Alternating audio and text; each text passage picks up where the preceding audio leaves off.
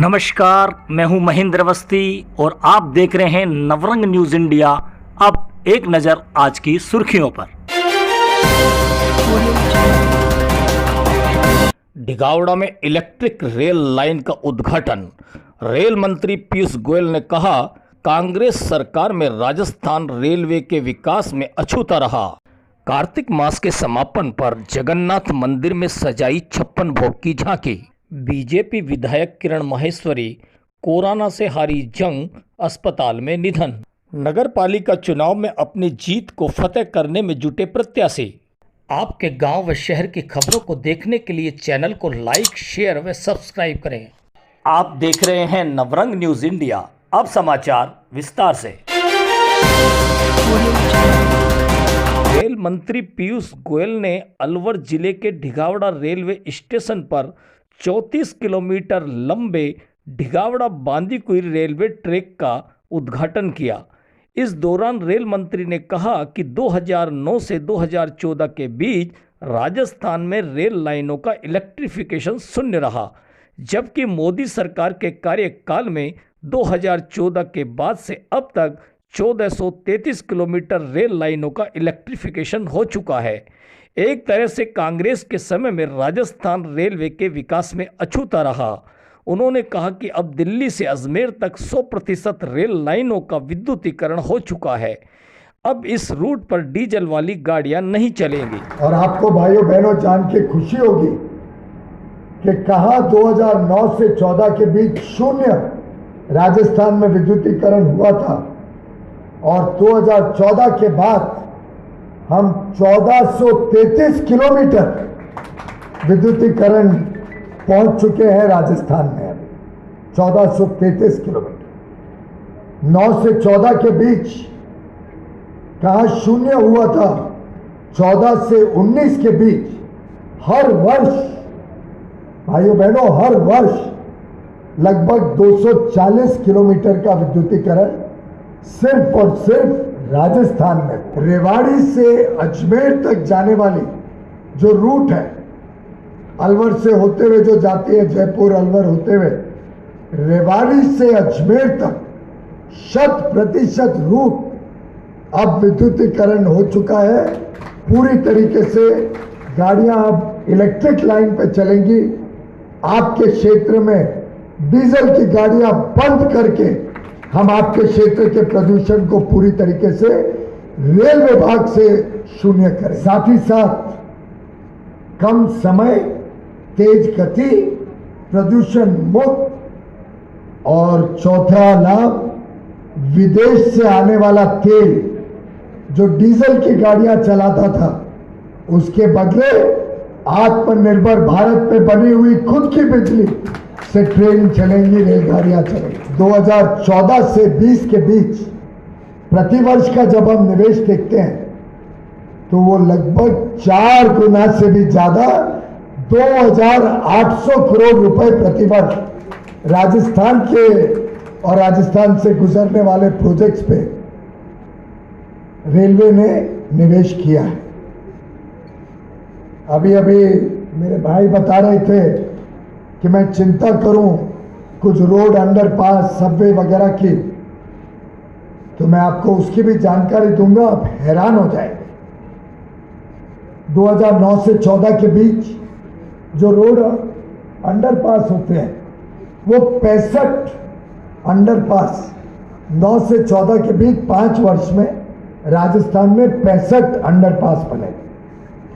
कल्पना करिए 14 से 20 के बीच सितंबर तक यानी 5.5 साल में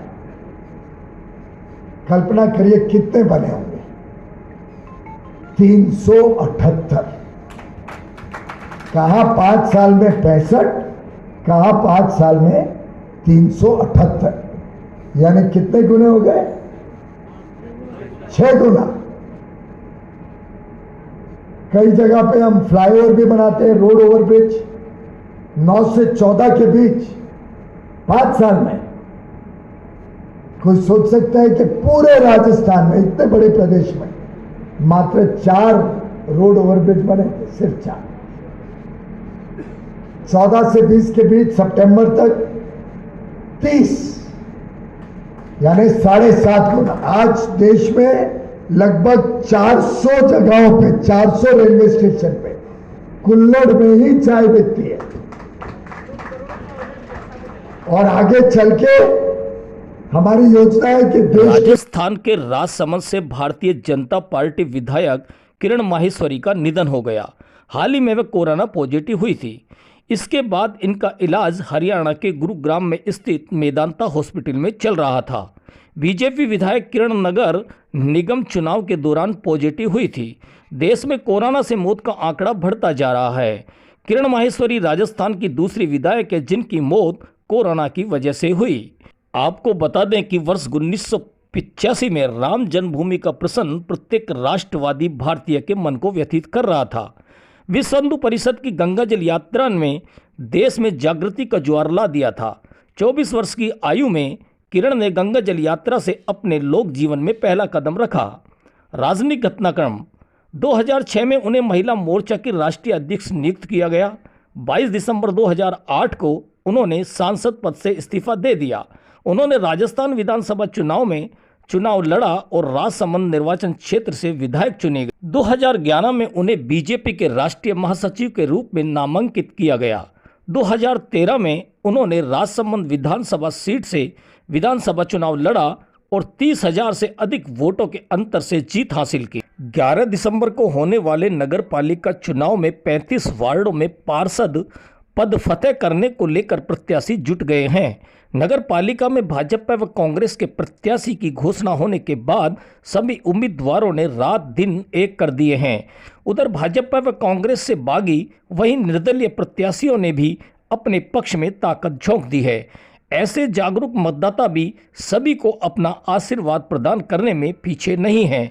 जहां भाजपा 35 वार्डों से 30 प्रत्याशियों को मैदान में उतारकर बोर्ड बनाने में जुटी है, वहीं कांग्रेस मात्र 9 वार्डों से अपने प्रत्याशी उतारकर निर्दलीय व बागियों के भरोसे बोर्ड बनाने की कवायद में लगी है।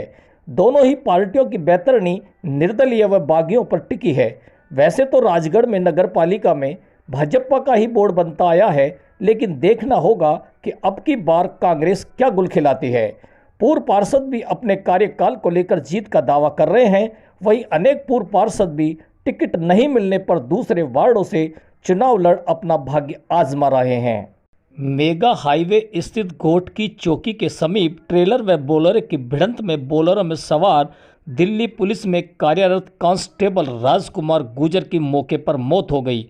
वहीं उसका साथी सुरज्ञान सिंह गुजर घायल हो गया, जिसे एम्बुलेंस की सहायता से राजगढ़ चिकित्सालय पहुंचाया। सीएससी में प्राथमिक उपचार के बाद उसे अलवर रेफर कर दिया।